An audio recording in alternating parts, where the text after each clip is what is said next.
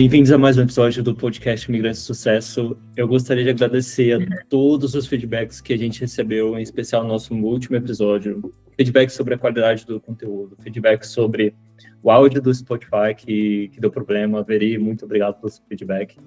Muitos feedbacks também de pessoas imigrantes que a gente não conhece pessoalmente. Nosso trabalho é para isso, é para poder atingir o máximo de pessoas. E esse episódio de hoje, ele é essencial para quem busca vagas em Portugal e no Brasil. Se você ouvinte tem alguém que está pensando em vir para Portugal, compartilhe esse episódio e siga também nosso canal no YouTube, Spotify, com cortes no Instagram e no TikTok. Hoje temos a honra de entrevistar Ana Carolina Buschinelli. Buschinelli. Não é fácil mesmo, Marcelo. Não é fácil. Mas ela é recrutadora com mais de 15 anos de atuação, que eu conheci no LinkedIn em 2020. Hoje com vasta experiência no mercado português também, além do mercado brasileiro. Ana, muito obrigado por estar aqui, por aceitar nosso convite. Eu que agradeço, foi uma delícia. Primeiro receber teu contato, né, Marcelo? A gente se conectou pelo LinkedIn, que é uma ferramenta maravilhosa para networking. A gente se conectou lá atrás, ainda eu estava no Brasil, né? E olha, bons contatos, bom networking, sempre dão bons frutos, né? Então, estamos agora ambos em Portugal e é uma honra poder participar e contribuir com o teu podcast. Adorei a iniciativa e muito obrigada pelo convite. Obrigado a nós, Ana. Eu queria começar esse podcast com uma pergunta interessante. Você já deve ter perguntado isso 1000 vezes, mas não sei se você já chegou a responder tão quanto você perguntou. Quais são as suas maiores habilidades e as suas maiores fraquezas? Bom, acho que a habilidade são aquelas habilidades que a gente sabe que a gente faz bem, se apropria delas, né? Então, acho que isso é um ponto importante, porque nós, às vezes, temos habilidades, e todos temos, mas a gente não sabe quais são, né? Então, primeira habilidade é o autoconhecimento, é você saber aquilo que você é bom, né? Então, qual que é a tua proposta de valor? O que você faz bem? E aí, a partir dali, quando você se apropria, você vai para o mercado, vai para a vida, né, com essas habilidades muito bem consolidadas. Então, eu me comunico muito bem, eu sei que essa é uma habilidade. Eu também influencio nas pessoas, né, então eu tenho essa capacidade de influenciar, e eu tenho uma capacidade de síntese muito boa, né, então isso me ajudou muito a me tornar quem sou, né, e onde estou. Claro, temos outras habilidades que são importantes também, mas eu diria que essas 3 habilidades, elas são muito chave no meu processo de conhecimento, de autoconhecimento, e no meu processo profissional também, de trajetória de carreira, né, para chegar onde eu estou. Então, acho que esse é um ponto. E aquilo que são, eu digo, habilidades que não são tão desenvolvidas, né, eu acho que a gente pode chamar assim, eu sou péssima com números.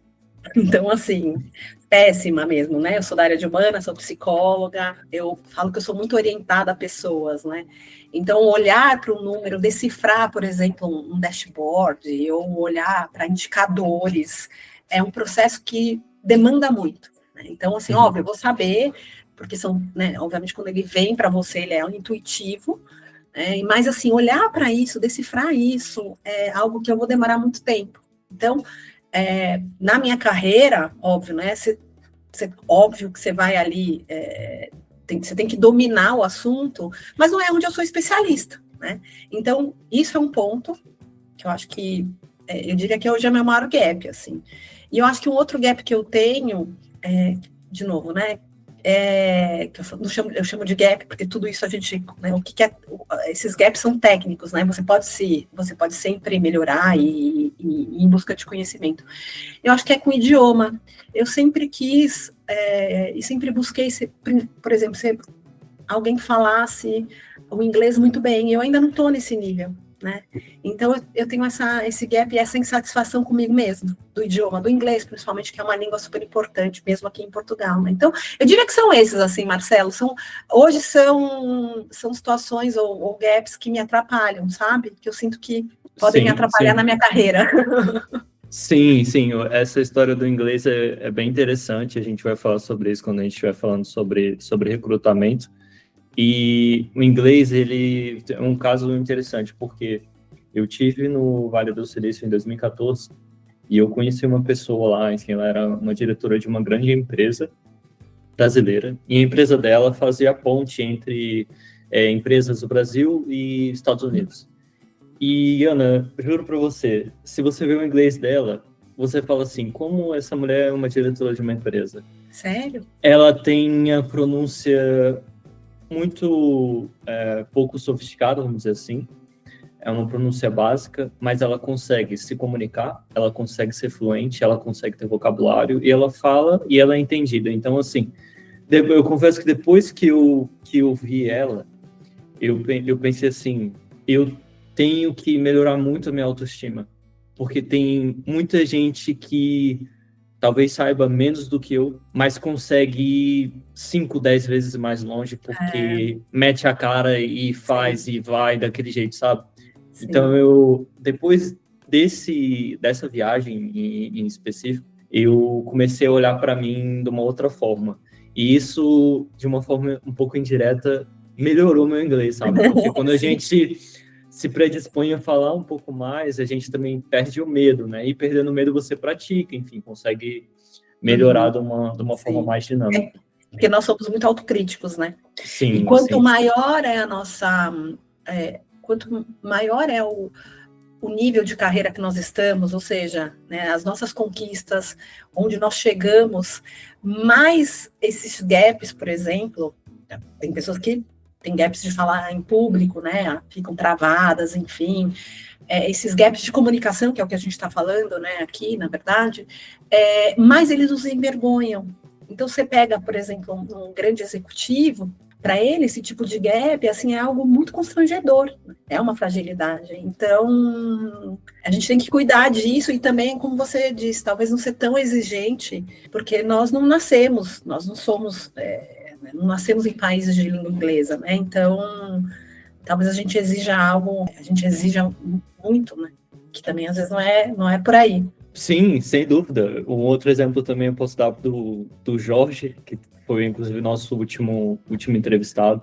Nós trabalhávamos para uma startup de Nova York, e nosso chefe é americano, e uma reunião lá específica, ele perguntou como é que se falava uma palavra especificamente em inglês. Olha, é A ou B, é assim ou assado? E o Jorge olhou assim e falou, não, você que é o nativo, tipo, você que tem que saber como é que é. A gente é inglês segunda língua, né? Então, eu também achei isso curioso, porque mesmo os próprios nativos, né, vamos dizer assim, também cometem inúmeros erros. Sim, sim. E eu acho que, assim, né, falando já de Portugal, tantos brasileiros que vêm para cá, tem um pouco também dessa ilusão de que o inglês não é necessário, né, Marcelo? No Brasil, de fato, o Brasil é de um tamanho continental, então ali a gente não tem muita proximidade com o inglês, apesar da gente ser muito espelhado na cultura americana, mas a gente não tem muita proximidade, a gente não tem essa necessidade, né, imposta pelo mercado de trabalho, de que a gente fale, né? Talvez o espanhol seja até mais, não mais importante que o inglês, mas assim, a gente fala o portunhol, né? E eu vejo que é um equívoco muito grande, né? Porque apesar de estarmos num país de língua portuguesa, né? Aqui você fala muito inglês o tempo inteiro, né? Você vai na rua, tem muito gringo, tem turista, né? Então, assim, é um mercado de trabalho, não só tecnologia, que ele precisa ter o inglês, até para ele poder dar conta. Porque é o único país aqui da União Europeia, tudo bem, você tem Espanha e você tem, sei lá, Itália. Mas acho que todos os outros, por mais que tenham a língua nativa, o inglês é arroz com feijão, né? Sim, sem dúvida, Ana. E foi legal você falar de Portugal, que a gente vai entrar no próximo tema. Eu sei que uma das suas hashtags no LinkedIn, a gente vai falar sobre o seu perfil incrível que você tem, trabalho incrível que você faz no LinkedIn, mas uma das hashtags principais que você tem lá, corrija se eu estiver errado, quero te achar. Então, eu queria saber o que a Ana procurou em Portugal e o que ela encontrou. Então, só vou falar um pouquinho, contextualizar um pouquinho do Quero Te Achar, né? Porque ela é uma hashtag que ela já existia um pouco antes de Portugal. Eu fiz quase que uma transição de carreira, né? Eu sou psicóloga com uma carreira já extensa, assim, de mais de 20 anos na área de recursos humanos, muito focada em recrutamento e seleção, né? Então, eu tenho isso muito forte. Mas quando eu caio de paraquedas, literalmente, na área para atuar como IT recruiter, né? Então, atuar como uma recrutadora de profissionais da área de tecnologia, eu não sabia, né? Literalmente eu não tinha ideia do quão diferenciado é esse segmento, né? Então eu achava que eu ia dar conta, porque uma pessoa que está já há muitos anos fazendo recrutamento de profissionais, tanto, né, executivos, operacionais, enfim, para diversos segmentos, fazer recrutamento para profissional de tecnologia, na minha cabeça, naquele momento, que foi em meados de 2019, não tinha nenhuma diferença, né? E aí eu percebi que sim, que era algo extremamente, eu não vou dizer que é inovador, porque não chamaria de inovador, mas que tinha que trazer ali outro repertório, né? Eu tinha que desenvolver outro repertório para entender, de fato, um pouco desse outro mundo, né? Fugir do padrão, né? Fugir do... exato, né? Sair um pouco da caixa e tal. E aí, como eu já tinha muita habilidade no LinkedIn e portanto, eu sabia fazer bom proveito da plataforma, mas como é que eu ia atrair profissionais que tivessem interesse de conversar comigo se a empresa que eu estava prestando serviço naquela época, onde eu comecei, não tinha nenhum, não era uma empresa grande, era uma empresa muito pequena, então, assim, não era conhecida, e quem era a Ana Carolina naquele mundo, né? Então, eu precisei criar várias estratégias para chamar a atenção dessas pessoas, desses profissionais, para que eles pudessem entender que era interessante conversar comigo, que talvez eu tivesse algo bom para oferecer. E o Quero Te Achar veio no meio de insights ali que eu fui tendo, né, para que de fato ali eu gerasse, né, um employer branding, algo a meu favor que chamasse a atenção. E aí fui produzindo conteúdos também que auxiliassem os profissionais, né, com o uso de LinkedIn, currículo. E para Portugal foi muito útil também, né? Porque eu usei isso a meu favor e eu já tinha um posicionamento. E aí eu criei, né? Até a minha foto de capa ali do LinkedIn. Eu fui brincando com isso e deu muito certo, né? Então, Quero Te Achar é assim, eu tô acessível. Eu quero de fato falar com você.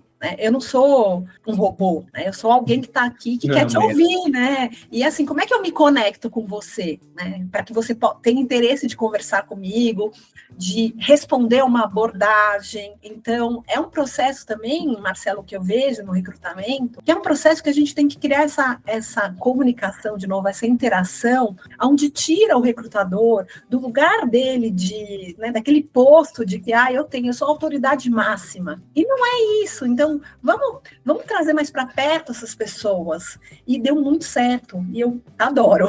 Particularmente, o Iago, assim, que eu adoro, que era isso, né? Eu preciso te achar. Foi esse apelo que deu certo e vem dando certo. Sim, mas com relação a Portugal especificamente, o que você procurou aqui e o que você achou? Como é que surgiu essa ideia de imigrar?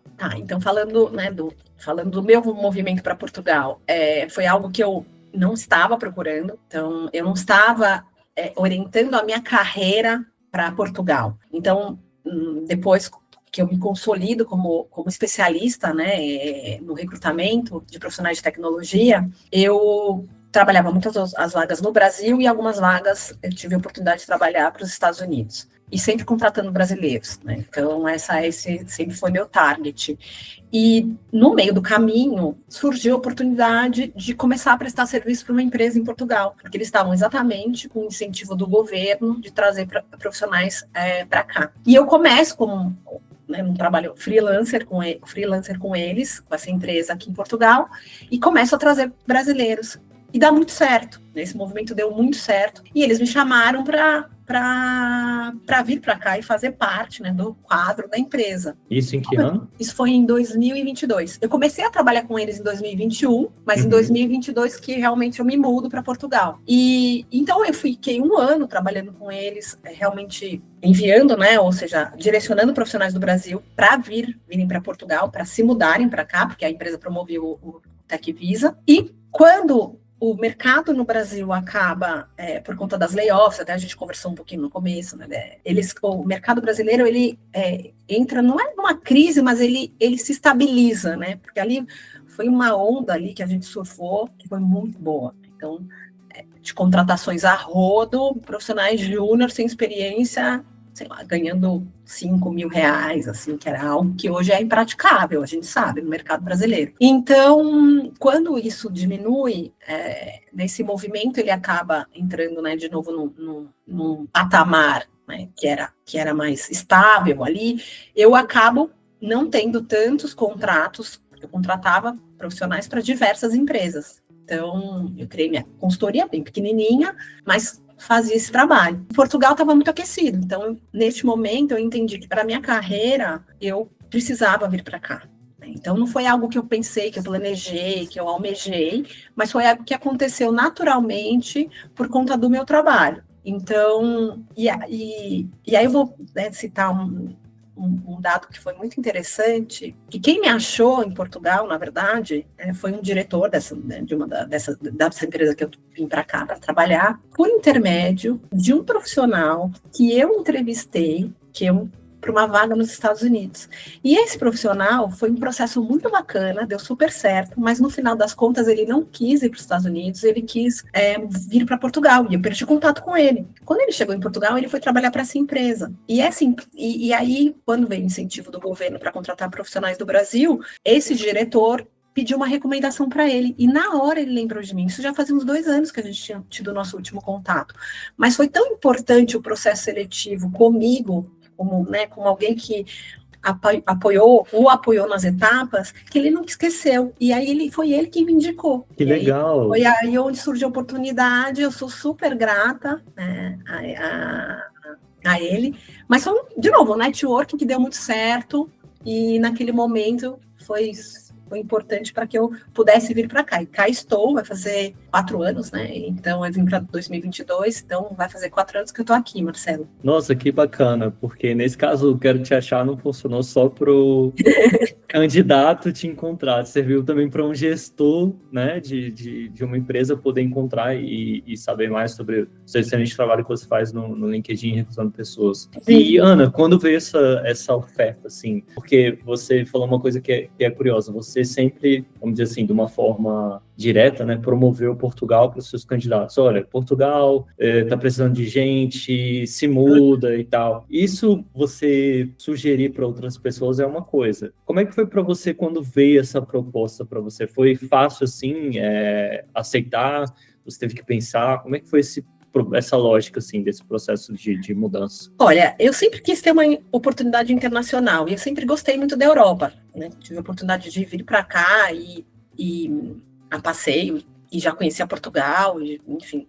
E eu sempre pensei, poxa, queria ter um dia a oportunidade de morar, mas nunca planejei isso, como eu te disse. E quando eu comecei a trabalhar, então, para Portugal, como eu já tinha vindo para cá há muito tempo atrás, depois a empresa me convidou para vir de novo e para conhecê-los, enfim, aquilo se tornou algo mais forte. Aquele desejo, né, foi ali, poxa, acho que é interessante. E no meu processo, Marcelo, não foi fácil, porque quando você é jovem, você tem, assim, o começo da sua carreira, você não tem filhos, quando você não é casado, qualquer oportunidade, né, de mudança e tal, ela é muito fácil de você aceitar, né? Ainda mais vindo com visto de trabalho, para trabalhar numa empresa, né, com isso tudo muito bem resolvido, cara, você vai se jogar. Não tem por que você não se jogar. Porque se não der certo, você volta. E é só você na história. Você não tem mais ninguém. No teu pacote é só você. E no meu caso, apesar de ter o desejo e tudo mais,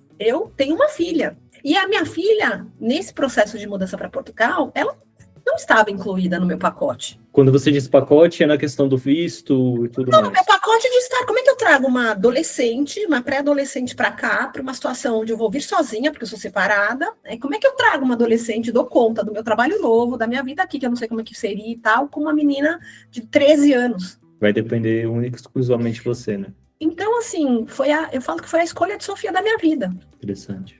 Eu não tinha ali muita perspectiva naquele momento no Brasil, não tinha, por conta, né, do movimento que eu falei de layoff e tal. Então eu fui perdendo contratos e Portugal estava super aquecido e eu vinha fazendo um bom trabalho. E eu pensei, poxa, e agora? E eu não tinha uma vida ali que me sustentasse no Brasil por muito tempo, né, em termos de recursos e tudo mais. Então eu tive que fazer uma escolha e eu optei por vir. E deu super certo, tá dando super certo. Hoje minha filha tá comigo. Mas foi um movimento ali de uns 3 anos para que eu pudesse me organizar aqui. Então, essa foi a minha história com Portugal. Não foi algo que, nossa, que delícia, recebi uma proposta, eu vou, tá maravilhoso, olha. Não, eu tive que pensar muito, ponderar muita coisa. E até hoje, assim, eu falo, gente, eu não sei se acontecesse comigo hoje, Marcelo, você teria coragem. Depois de tudo que você já passou aqui, como foi, né, o processo? Não sei, assim, ali naquele momento, tudo estava conspirando para eu vir para Portugal. Apesar dos medos. Sabe quando parece que você não tem muita escolha? Sim, acontece, aquilo. E o que acontece, na verdade, isso comigo foi algo que é muito improvável. Normalmente, os convites das pessoas, você pode falar da sua experiência de vir mudar para um outro país, ou a pessoa vem já com planejamento, que é o que nós indicamos sempre, um planejamento para vir e tal, planejamento de um tempo, onde ela sabe como que ela vem, o que ela vai fazer, oportunidade de trabalho, se ela vai ter empregabilidade naquele país, ou ela vem com a cara e com a coragem, que eu não indico, e normalmente quando vem com a cara e com a coragem, às vezes tem família já, e vem com filhos, né? E eu acho que isso é muito, muito arriscado. Ou ela é jovem e vem, né? Ninguém vem assim, como eu falei, de uma certa forma, mesmo quando você vem com a cara e com a coragem, você se planeja para vir. No meu caso, não, eu não tinha muita saída. E o que eu vejo hoje dos profissionais que vêm para cá, ou mesmo, porque quando eu comecei a trabalhar nessa empresa, eu continuei, o meu foco era trazer brasileiros para virem para cá. E assim, esses profissionais vieram, então super bem. Então, assim, deu muito certo, mas eram todos jovens. Eu não trouxe profissional para cá com família, Marcelo. Sim. Você conta nos dedos, se é que eu trouxe. Então, tem esse movimento de migrar, né? Que a gente tem que pensar muito bem.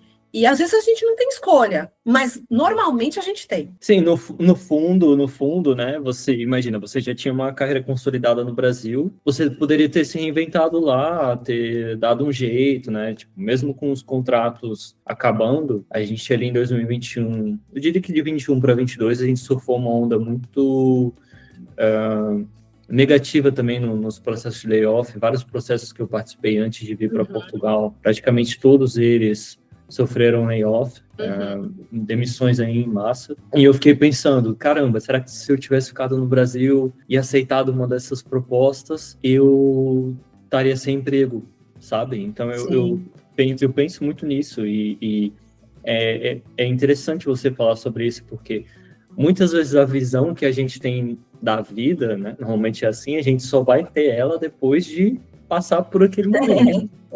Então, você falar também que, olha, não sei se hoje eu faria, você fala isso muito também porque já tem o conhecimento daquilo que é emigrar, né? Que você não, mas quando eu falo isso, eu não sei o que eu faria, é pensando no distanciamento que eu tive que ter da minha filha. É só por isso.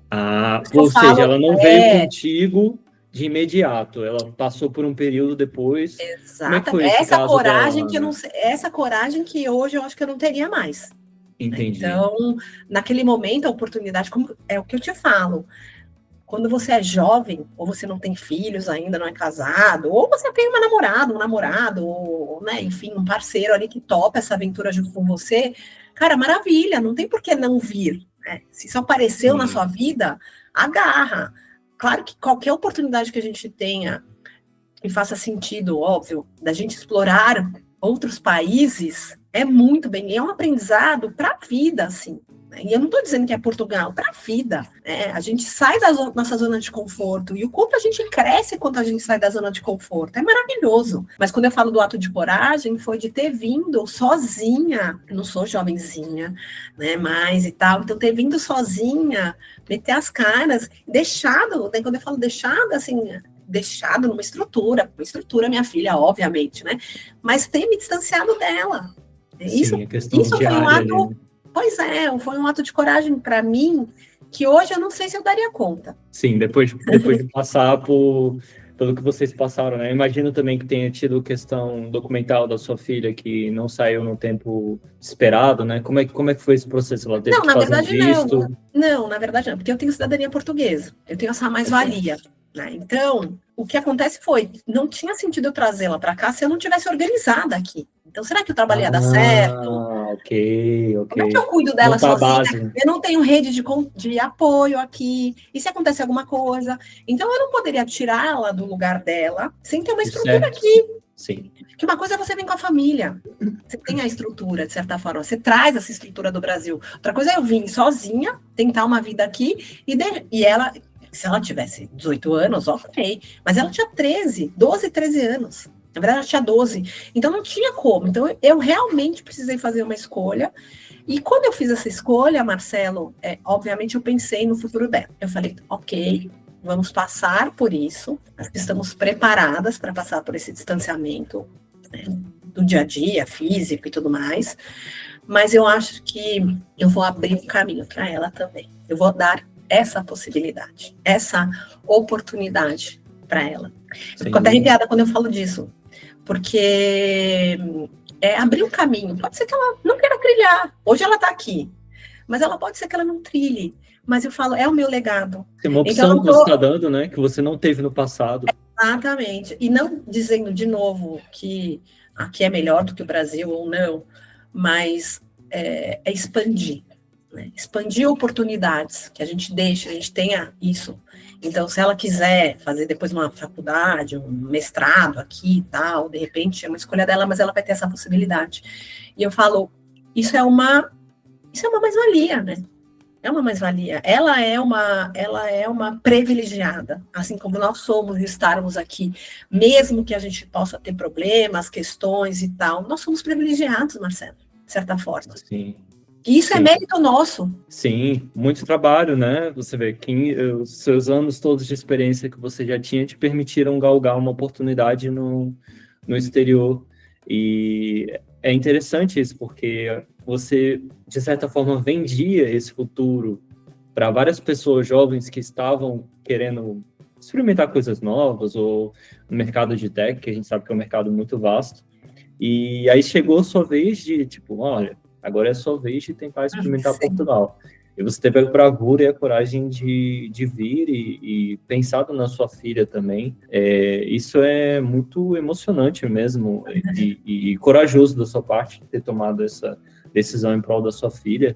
E eu ia te perguntar como é que está a sua filha hoje, ela já está adaptada, como é que foi a adaptação dela aqui em Portugal? Então, ela chegou agora, no final do ano, então nós combinamos o seguinte, né, eu e o pai dela, enfim, nós combinamos que ela terminaria o ensino fundamental no Brasil, e aí daria a depender de como tivesse a minha vida aqui, enfim, estruturada, com capacidade também de recebê-la. Se, Marcelo, se não fosse possível, eu voltaria para o Brasil, eu não ficaria aqui. Porque eu tinha muita clareza do tempo que eu precisaria para que as coisas se acomodassem para trazê-la. Se não fosse possível, eu também sabia que eu iria voltar para o Brasil, porque eu não ia conseguir mais conviver com essa distância. Então, isso foi algo que eu combinei comigo mesma. Uhum. E aí deu certo, ela veio, ela entrou agora na escola, né, então no final de janeiro, e ela está se adaptando, porque como eu vim de São Paulo, eu sou paulistana, a gente em São Paulo vive numa bolha, né, principalmente por conta da segurança. E aqui ela tem muito mais liberdade e autonomia, por exemplo, ela vai de metrô para a escola. Quando que em São Paulo eu deixaria ela, ou eu ou o pai, ir de transporte público? E não porque, ai meu Deus, é por medo. Sim. Questão da segurança. Segurança, uma mulher, uma menina sozinha, enfim, né? Então, ela está super se adaptando.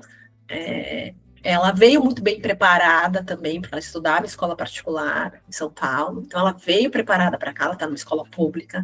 E eu estou achando ótimo, porque, assim, a autonomia, ela perceber e estar em realidades diferentes, porque o idioma, ele é parecido, ele não é igual, Sim. Porque a conduta não é igual, porque a sociedade não é igual, né? A sociedade portuguesa, que muitos brasileiros confundem, e aí eles passam, né, como os portugueses, eles dizem, né, que tá muito à vontadinha. Sim, né? Então, assim, essa percepção do outro, do espaço do outro, da cultura do outro, apesar da língua ser parecida, é uma vivência que eu acho extraordinária para ela. Sim, sim. Contato com outras culturas também, nacionalidades, que aqui ela teria, no Brasil, não é que seria impossível, mas seria muito mais difícil ela ter, né, esse contato com várias, porque hoje Lisboa acho que é o epicentro, vamos dizer assim, de várias nacionalidades. Da diversidade, né? É muito bom isso. Então, para ela está sendo uma abertura de mundo, ainda é muito, assim, ela está adorando, né? Ainda é muito cedo para dizer. Ela falou, mãe, eu quero ver essa experiência há 1 ano. Legal. Porque, assim, antes de 1 ano, eu não consigo saber se foi bom ou ruim, se eu tenho, como é que vai estar a questão da saudade, enfim. Então, porque é muita renúncia, né? Porque uma coisa ela tem a família, os primos, os amigos, a referência dela toda tá lá em São Paulo.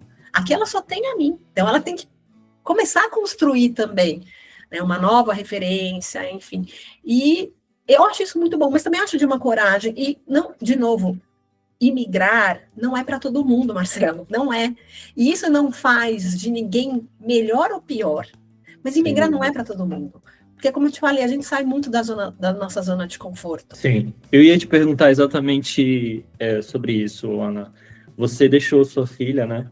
Mas além da sua filha, vamos dizer assim, esse tempo que vocês ficaram distantes, que agora vocês já estão juntas novamente e eu tenho votos que tudo dê certo para ela aqui. Você deixou mais alguma coisa no Brasil quando você saiu de lá? É óbvio, tenho os meus pais, né? Tenho família, então, com certeza, isso sim. Mas acho que a gente deixa muita coisa, né? Sim. Não só pessoas, né? Eu acho que a gente tem que desapegar de muita coisa para poder vir para qualquer lugar que seja. E eu acho que isso é o mais importante, é esse desapego. Que ele, às vezes, é o desapego emocional, né, Marcelo? Eu não acho que é o desapego só familiar, mas, assim, desapego de quem éramos, para quem vamos nos tornar, quem seremos naquele novo lugar, naquele novo espaço, como seremos. Eu não estou falando de valores, eu estou falando mesmo de conduta.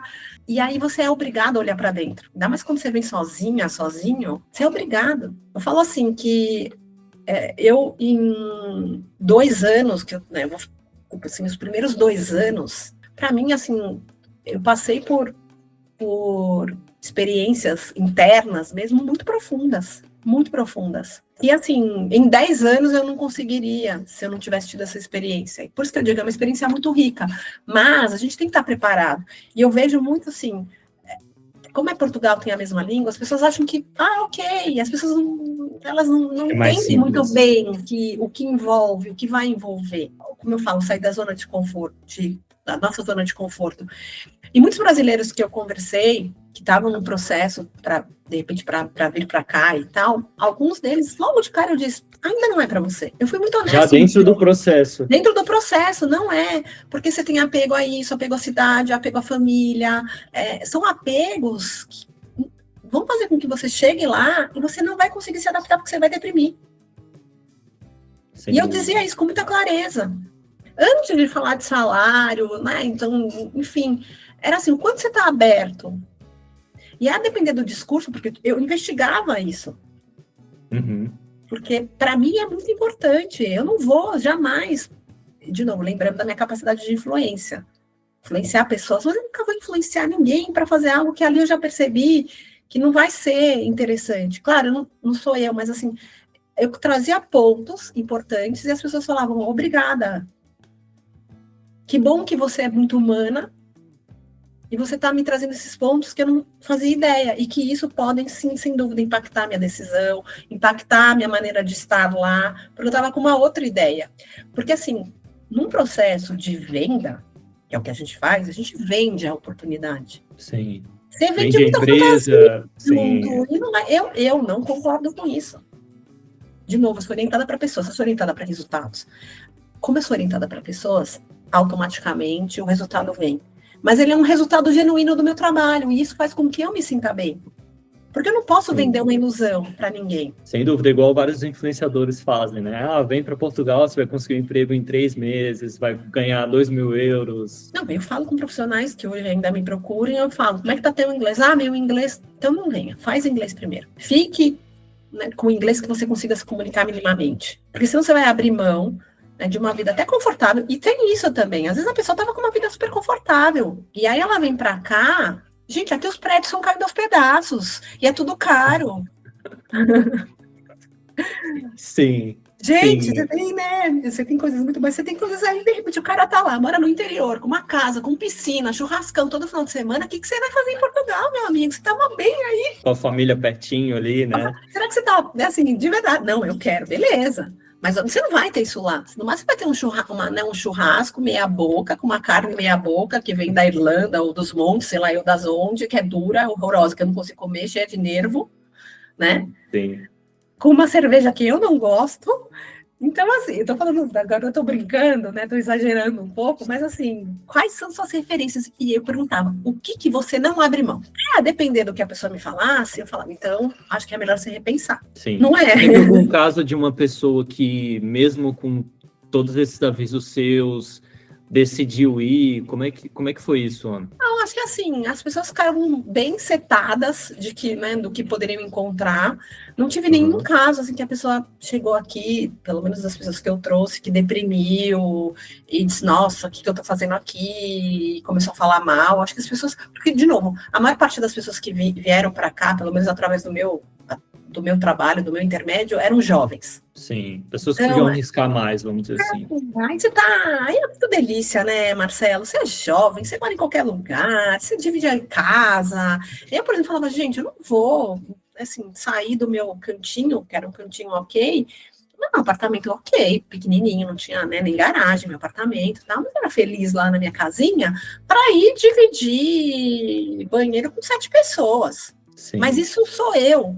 Então, assim, de novo, até onde você desapega? Então, até onde você vai abrir mão? Uma coisa é, nossa, Ana, não tem alternativa, estou passando necessidade aqui, lá, vai ser assim, para mim vai ser, né, uma outra história, beleza. Mas eu não falo com essas pessoas. As pessoas que eu converso são pessoas que têm graduação, muitas vezes falam outro idioma. Então, são pessoas que já estão no nível ali socioeconômico interessantes da vida delas. E aí, Sim. Como é que você tira essas pessoas para vir para cá, de repente, para se submeter? Tem que ser um jovem. Eu já atendi, por exemplo, uma pessoa trabalha na área de tecnologia, 3 filhos. Marcelo, com um salário, mesmo sendo um cara bom em tecnologia, com 3 filhos, casado, né? Como é que você fala para a pessoa vir? Você fala que não vai dar conta.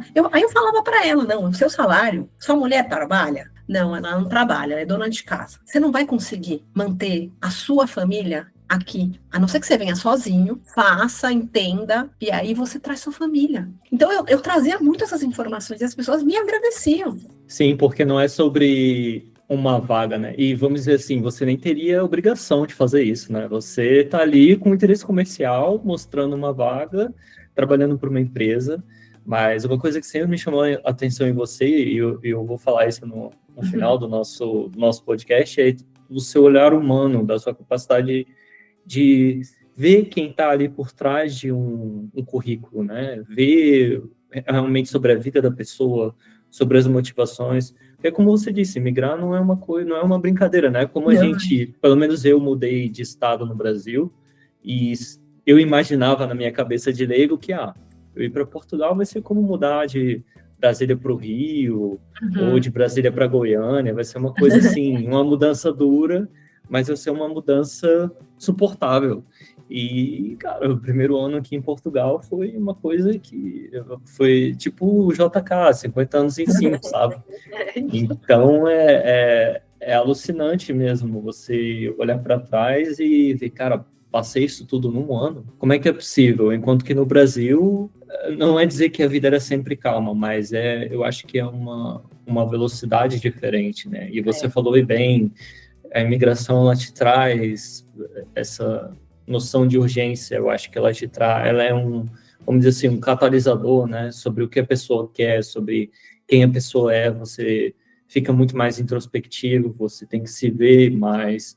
Tem pessoas que descobrem muito mais sobre o Brasil fora do Brasil do que lá dentro. Então, é mais ou menos por aí, Ana. E puxando esse tópico também sobre o Brasil e Portugal, como você é uma recrutadora que tem um olhar muito humano, eu imagino que para você vai ser muito fácil responder isso. Eu queria saber como é que você, com toda a sua experiência, enxerga o mercado de recrutamento no Brasil e em Portugal, e se você vê semelhanças ou diferenças.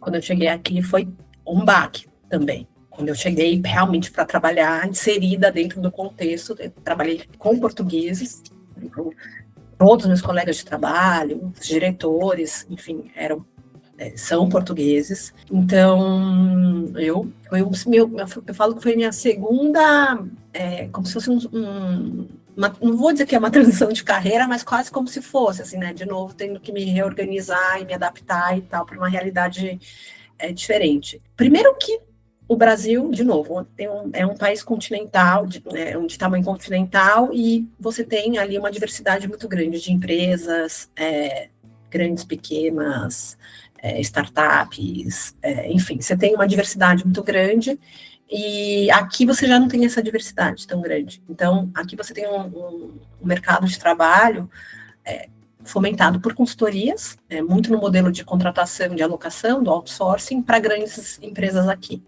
Então, ali já tem um funcionamento. Segundo, que o profissional de recrutamento, aqui, ele está no guarda-chuva da área comercial. E no Brasil, a gente está no guarda-chuva dos recursos humanos.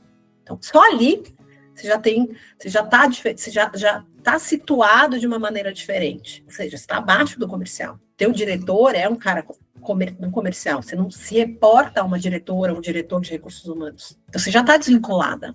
Então, isso por si só já olhando para todo o ciclo, o que eu estava acostumada, a escola que eu estava acostumada de recrutamento, era uma escola onde eu estava inserida, contexto onde eu ia olhar o candidato, entender, fazer uma entrevista de validação técnica, não sou técnica, mas minimamente, né, você consegue ali explorar alguns pontos, você fazia uma entrevista, muitas vezes, de competência, então você reportava isso para o gestor da vaga, então trazia essas soft skills detalhadamente. Então, olha, uma pessoa com capacidade de síntese é uma pessoa assim. Aqui não é assim. Vai, checa se ele tem os pré-requisitos para aquela vaga, checa se ele tem inglês, se ele está adequado com relação à remuneração, pronto, despacha. E não tinha que ter outras Uma coisa mais crua, vamos dizer assim. Mais simples. Então, eu que estava acostumada, né, com uma outra maneira assim, um bom trabalho você tem que fazer, mas de olhar outras condições ali olhando para o candidato, da pessoa candidata, aqui não, era muito mais simples. E aquilo, falei, poxa vida, né, se todo um trabalho, de repente, eu sentia, no começo, assim, eu falava assim, parece que tiraram alguma coisa de mim, assim, sabe? Poxa vida, não consigo. Uma parte desse olhar tão importante, ele é desvalorizado, não tem importância. Então, esse é um ponto, o fato de você estar, né, de novo, no guarda-chuva do comercial. Então, você começa a ser aqui alguém que você só é visto como alguém quando você trabalha no recrutamento técnico, IT recruiter, você só é visto como alguém para produzir banco de dados. Esse é o teu papel. Você é operacional. Aqui ninguém está te convidando para pensar. Você é operacional. Então, assim, o cara é bom, o cara não é bom, valida, não valida, fechou, não fechou. Fechou, você ganha. No Brasil, a gente também não tem muito a política de, pelo menos não sei agora, mas de premiação. Então, você tem um salário, uma remuneração, aqui você tem a premiação. Então, até a própria configuração é diferente. Então, eu apanhei muito. Né? Então, apanhei muito com essa... Agora, para o candidato é mais simples, você tem menos etapas. No Brasil, a dependência tem 3, 4 etapas até você ser aprovado. Aqui é mais rápido, em termos de etapa. Os caras querem saber se você é técnico ou não, se você vai ser capaz de resolver tecnicamente o problema que eles têm. Se você é louco, não é louco, se você olha, não é comigo. Então, assim, esse olhar prático, mais assertivo, e tá feito. Né? Então, esse que eu vejo que é a grande diferença. Me adaptei, a gente se adapta, isso também uma competência importante, mas entendo que é algo muito diferente do Brasil. Muito diferente. E aqui eu não estou dizendo se é melhor ou pior, mas é muito diferente. Sim. E você sente que nesse processo de, vamos dizer assim, readaptação, você acabou perdendo alguns traços que você tinha durante o dia a dia porque você era forçada a seguir um molde específico que a empresa te impunha, né? Sim, exatamente, que era uma dinâmica. Então, por exemplo, eu sempre tive muito contato com o cliente, quer seja o cliente interno, até na hora de, olha, vamos pensar que profissional que a gente traz, vamos discutir, né, qual que é a remuneração, para a gente tá com uma remuneração ok frente aos concorrentes. Então, esse olhar mais estratégico. E aí chegar aqui, não, é assim, teu papel único exclusivamente sendo sênior, júnior, pleno, né? Estou falando nas consultorias. Eu não tive a oportunidade de trabalhar numa empresa de produto, que, enfim, gerar entrevistas, Marcelo. Você tem meta de entrevista, é isso. Nossa, eu não sabia disso. Isso explica muita coisa. Então, assim, você faz entrevista aqui e a vaga nem existe. É para banco de dados, só que você não vai falar. Ok. Você só está gerando um currículo. Eu não acho isso. Eu acho isso é interessante por um lado, mas eu acho também como estratégia. Agora, você colocar alguém sênior para só ficar fazendo entrevista. Não dá. Qual é o propósito disso? E aí você não tem contato com o cliente, você. Quem tem contato com o cliente, como eu falei, é o comercial, só que o comercial às vezes nem sabe o que é, nunca teve informação na área, não sabe nem o que diferenciar, não sabe validar. Então é o cara que vende o recurso. Então, isso para mim, nossa, eu falei, gente, fez uma confusão na minha cabeça. Sim, é como se fosse, vamos dizer assim, um ponto de desaprendizado, né? Tipo, você sente que você está regredindo, né? Eu falava assim, várias vezes eu falava, gente, eu estou emborrecendo com esses processos. Estou emborrecendo. É triste. E aí você manda o candidato, o feedback é assim, não foi aprovado, não dá feedback, você fala, cara, onde eu estou errando? Será que eu estou... O que está acontecendo? Aí eles mudam a vaga, o escopo da vaga de uma forma assim, daí você fala, gente, é tão confuso, por que você não tem contato com o cliente? E o cliente não está acostumado também a sentar, porque imagina, tem sei lá quantas consultorias homologadas dentro do cliente. Você acha, Marcelo, que eles têm estrutura para fazer um bom job description, um bom trabalho ali? Eles querem que você feche a vaga. Então é isso, tá aqui, ó, contrata, e como eles homologam, diferente do Brasil também, que eles homologam todas as consultorias, estão homologadas. E aí quem que ganha? Quem encaminha o candidato bom na frente, por isso você tem que ter um banco de dados fortalecido. Valioso, né? Valioso. Né? Então, é por isso, você tem que ter um banco de dados robusto. E aí, por isso que as empresas contratam IT Recruiter para ficar fazendo banco de dados. Não quer dizer que você não tenha vaga, obviamente você tem, mas se você entrar no site dessas grandes consultorias, mais das vagas que estão ali, mais da metade das vagas que estão anunciadas não existem. Nossa, não. E aí, isso era uma coisa que eu falava, como é que eu vou falar com o candidato? Eu nem tenho cliente. E eu dizia, gente, né, olha, eu tô aqui, você não podia dizer que era banco de dados.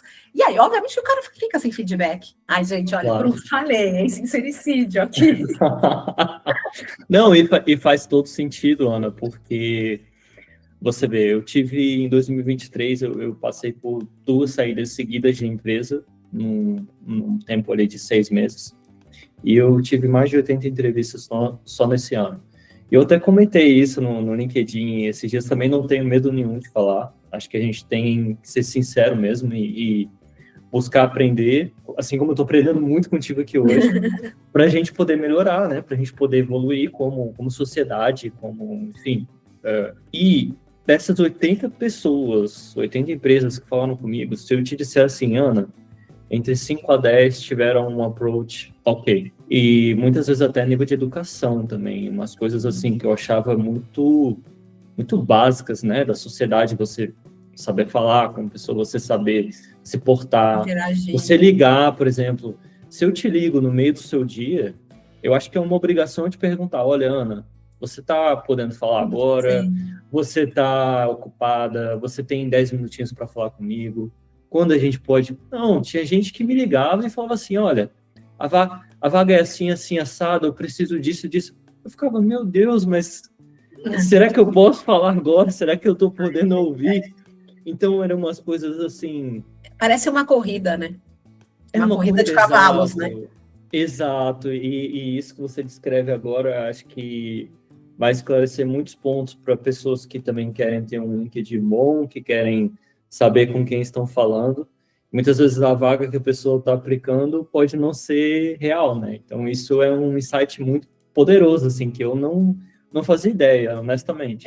Eu acho, assim, que vale a pena você passar pela sabatina das entrevistas e fazer parte do banco de dados. Isso é uma dinâmica deste país. Uma regra do jogo. Tem que jogar o jogo, exato. Sim. O que eu acho é o seguinte, não crie expectativas, porque quando você faz muitas entrevistas e você não é chamado, e outra aqui, os processos seletivos, eles podem ter uma etapa só, mas eles demoram 3, 4 meses para dar um ok, né? Então, quando você faz muitas entrevistas, o que eu falo para os meus mentorados? Eu falo, olha, você vai fazer, é interessante que você faça, até para você treinar pitch de entrevista. Como é que você vai para o jogo? É importante, aquece. Mas não espere que dessas oportunidades que você está aí participando sejam vagas reais mesmo, mas faça com o mesmo afinco, vá para o jogo, só que não se auto-sabote, ou seja, eu que sou ruim porque não sou chamado, porque esse é o jogo. Só que quando você, de novo, fala isso para o profissional, você seta isso, então é um outro alívio. A pessoa vai diferente para a entrevista, porque ela não vai para as 80 entrevistas achando que são as 80 oportunidades que ela está desperdiçando. Você tem que ir, obviamente, para melhorar sempre, mas você vai mais tranquilo. Sim. Claro, dessas 80, provavelmente algumas, com certeza, a vaga estava lá, ela existe. Mas, assim, a grande maioria, muitas vezes, é banco de dados. A grande maioria, de novo, não são todas, claro, né, Marcelo? Por quê? Porque todas as empresas, consultorias, têm meta de entrevista. Todas. É uma dos KPIs, dos KPIs, né, como eles chamam aqui. Sim. É interessante falar sobre isso, Ana, porque eu acho que é uma transparência que a gente está tendo aqui agora com essa conversa que, com certeza, as pessoas sabendo disso, elas vão poder tomar decisões mais inteligentes, né, no futuro, até com relação à expectativa, como você falou, de ir com a expectativa baixa e continuar o trabalho e continuar praticando.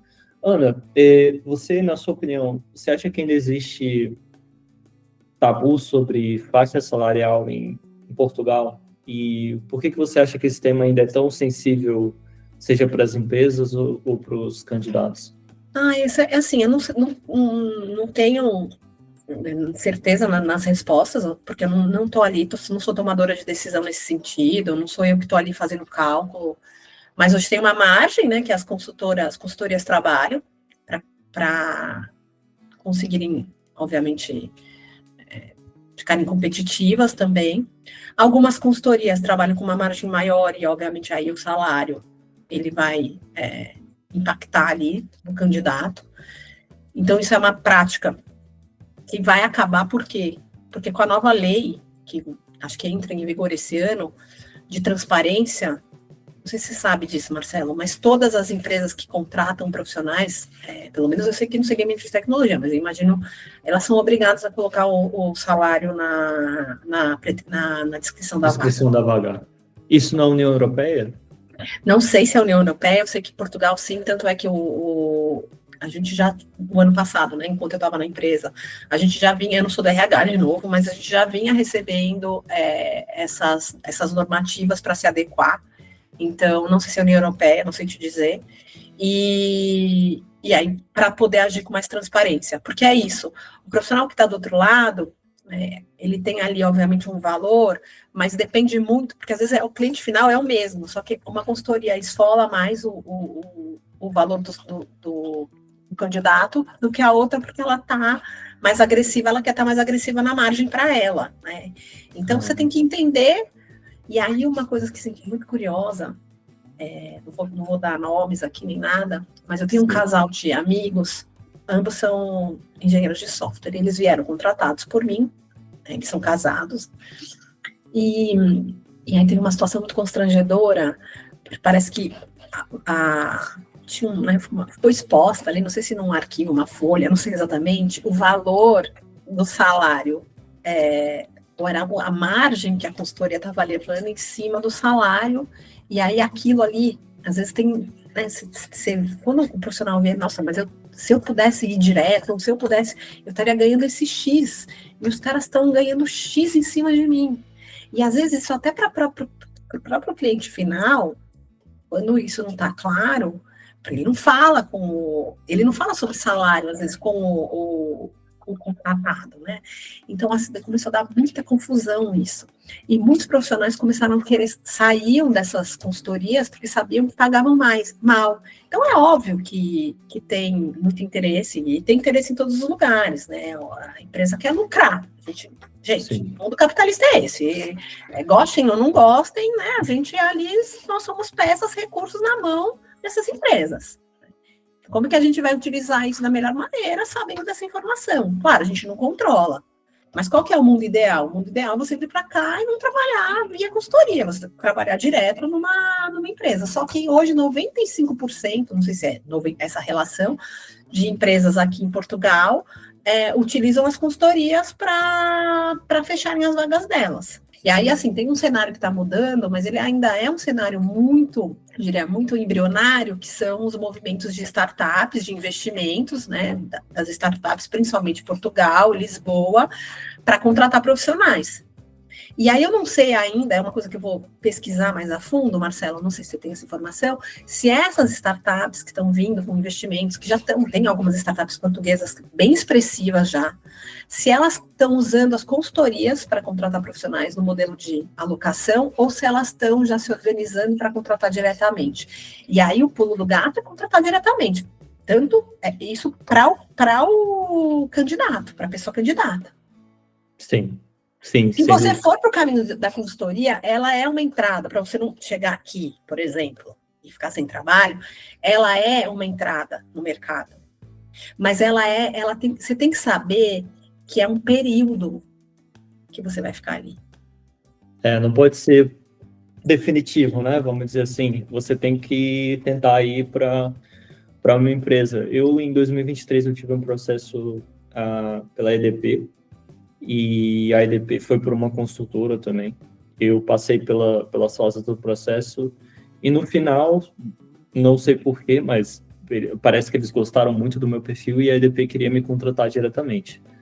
Só que, Ana, eu vou te ser sincero, o processo demorou muito. E eu acabei aceitando uma oferta de uma outra startup que eu já tinha um processo já desenrolando, que eu precisava de emprego, assim, para ontem, né? E eu já vinha procurando há um tempo. E eu acabei aceitando a startup e quando a EDP me fez uma contraproposta da primeira oferta que eles tinham feito, já tinha sido, assim, o timing não colaborou. E então, eu acho, sim, que esse pulo do gato que você deu de vir para uma consultoria é interessante. E eu concordo com você e eu atesto isso que você disse, que as startups estão vindo para Lisboa, estão contratando diretamente. Eu já tive em algumas startups que todas contrataram diretamente. Que bom. E elas montam, vamos dizer assim, 1 a 2 pessoas ali para lidar com os processos. E os times geralmente escalam muito. Se eu não me engano, a última startup que eu tive aqui, ela já está com quase 30 pessoas. E eu fui o segundo contratado de Portugal. Então, assim, foi um processo onde eles tiveram um investimento de 9 milhões ano passado e a equipe cresceu muito. Então, são pessoas que têm ali um ritmo de trabalho muito diferente. E, geralmente, quando você tem um contrato direto com uma pessoa, é mais ou menos, vamos dizer assim, um paralelo com o mercado imobiliário, né? Se você for comprar de uma Remax, ou se você for alugar com uma imobiliária, você vai acabar pagando mais caro, porque a pessoa tem que tirar a comissão dela, né? Eu acho que esse paralelo dá para a gente aplicar aí também ao mundo do recrutamento. Mas você tem mais estabilidade também com as consultoras, né? Por conta se você for contratado, se é um contrato mesmo ou efetivo, você tem mais estabilidade, né, Marcelo? Então, assim, o profissional, ele tem que entender o cenário que ele vai. Sim, sem dúvida. Tem que entender, ele tem que conhecer. Aqui a gente não está dizendo que é melhor ou não, a gente está falando, óbvio, uma remuneração mais atrativa, você não vai ter uma intermediadora no meio do caminho. A gente sabe que quando tem intermediadores, obviamente, né, o win-win ele é dividido ali. Agora, por outro lado, a depender do teu contrato, se você quer uma estabilidade, você precisa vir e se organizar primeiro e tal, a depender do teu perfil, você não tem nada de errado você ir para uma consultora. Então, assim, eu só oriento, saiba o jogo que você está jogando e qual que é o gol que você quer fazer. Então, a partir daí, você vai se organizar, olhar para a tua carreira e a gente vai, eu sempre falo, vamos criar estratégias nas mentorias para que você possa, então você tem um plano A e um plano B, um não exclui o outro, mas são diferentes. Então, até onde o que você quer? O que é prioridade nesse momento para você? E aí, obviamente, se posicionando dessa maneira, as coisas vão seguir um rumo que você, supostamente, tá ok com isso. Sim.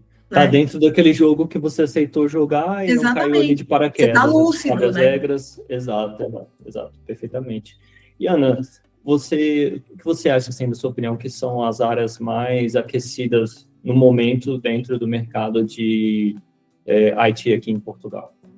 Ó, fazendo uma comparação de quando eu cheguei, ou mesmo quando eu comecei a contratar para cá, que foi em meados de 21, né? Então, no Uhum. final de 21, mudei de 22, mudei final de 22. Para agora, óbvio, a gente consegue, a gente ainda tem as oportunidades para engenheiro de software, com certeza, elas estão ali, mas eu vejo que está assim, crescendo muito, e tem uma demanda altíssima e que é super difícil de preencher, Marcelo, que é dados. Então, Sim. tudo de dados, data science, analista de dados, engenheiro de dados, IA, que está vindo também, né, não só no mercado europeu e tal, machine learning, enfim, e profissionais de segurança da informação, cybersecurity. Aí eu acho que tem muito mercado. Então, assim, hoje, se eu tivesse que orientar alguém dessa área, uma pessoa já é um engenheiro de software. Ele, se ele tem interesse de ir para a área de cybersecurity, por exemplo, e ser um cara mais completo, uma pessoa mais completa, e quer seja para atuar como engenheiro de software, mas com competências de segurança da informação ou fazer essa migração, eu orientaria, e a área de dados. É o que eu mais digo assim, para as pessoas, porque assim, o engenheiro de software, ele vai ser importante no processo, mas ele vai começar, até com a IA agora, tal, ele vai ficar um cara muito operacional. Sim. Né? Ele vai ficar uma pessoa operacional. E todas as atividades, Marcelo, operacionais podem ser substituídas, serem automatizadas. Então, aonde a gente se diferencia em qualquer carreira? Quando a gente tem pensamento crítico. Quando a gente tem pensamento crítico que domina as competências que estão ali surgindo, né, que estão vindo, né, que são demandadas. E hoje, por exemplo, um profissional de segurança da informação, a gente tem poucos no mundo, e é algo que, por conta da transformação digital, é algo cada vez mais, assim, imprescindível. Então, mesmo o engenheiro de software, se ele quer continuar não sendo operacional, ele tem que começar a trilhar esse caminho e repensar a carreira. De novo, não é sair da área. Mas se antes, lá atrás, quando eu comecei em 2019, o engenheiro de software era o supra-sumo, hoje ele já não é mais. Sim, a área muda, né? A minha área mudou muito, Ana, para ser bem sincero. Eu falei sobre isso no podcast com a Lana, quando ela me entrevistou. Eu comecei a trabalhar em 2018. Cara, a mudança que a gente teve em dados de 2018 para cá, hoje você já é praticamente mandatório você ter uma experiência em cloud, que seja Google, AWS ou Azure, já não dá mais para você ser empregado sem uma experiência em cloud. Você dominar uma ferramenta de IA é muito interessante, porque não é dizer que você vai substituir o seu trabalho, mas você vai acelerar ele de uma forma exponencial. E aí entra exatamente o que você falou, pensamento crítico, você saber ali que a IA ela vai te auxiliar, mas ela nunca, jamais vai responder 100%. Quem dá a palavra final é você tem que revisar o código, você tem que ter criticidade na hora que for olhar uma sugestão, você tem que ter uma reflexão de parar e pensar, olha, isso que a IA está me sugerindo faz sentido ou não? Porque você fazer um copy and paste, vamos dizer assim, como isso aí, boa parte dos programadores que estiverem assistindo vão se relacionar com isso. Que a gente fazia do Google ou do Stack Overflow também, quando a gente tinha um programa de código ou queria criar alguma coisa, você dificilmente vai criar alguma coisa do zero. Você vai copiar e colar. Só que até para você copiar e colar, você tem que parar e pensar, olha, essas linhas fazem sentido para o que eu estou querendo montar. Isso precisa ser adaptado. Então, eu acho que isso entra muito, Ana, numa questão que eu ia te fazer mais à frente, mas eu tenho que te trazer isso agora, que é, você acha que com essa mudança nos últimos 3 anos, o profissional que, vamos dizer assim, ele é mais júnior, ele está perdendo espaço? E quais dicas você daria para esse tipo de profissional que está tentando entrar no mercado de trabalho? Então, o júnior, ele ainda está desenvolvendo pensamento crítico, né? Que é uma competência que a gente espera de um sênior, né, para frente. Sim. Então, o que eu acho? Que o júnior, ele precisa não ser tão generalista no primeiro momento. Se ele puder dar uma direcionada, então mesmo em frameworks, né, que ele vai Onde é que ele é bom? Ele tem um viés melhor para ser um front-end, por exemplo. Cara, vai estudar tudo que tem vai entender a diferença entre React, Angular, o que as empresas utilizam e tal, para ele dar uma direcionada diante daquilo que ele faz bem. De novo, é o que eu te falei. Se eu receio onde está a minha potência, as minhas competências, é muito mais fácil eu colocar energia ali, porque ali eu vou me tornar especialista, porque ali eu estou na minha zona de conforto, do que eu ir para um caminho que não é só porque o mercado está exigindo isso agora. Então, o Júnior, ele primeiro, assim, entendeu o que ele é bom. Segundo, óbvio, o Júnior pode começar como generalista para ter um entendimento, mas em algum momento afunilar, assim, sabe? Que eu digo tecnicamente.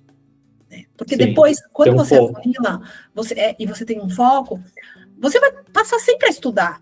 Né? Porque a tecnologia muda toda hora. Então, né, é o que você falou. Hoje um profissional de dados ele tem que ser polivalente. Então, o Júnior tem que traçar.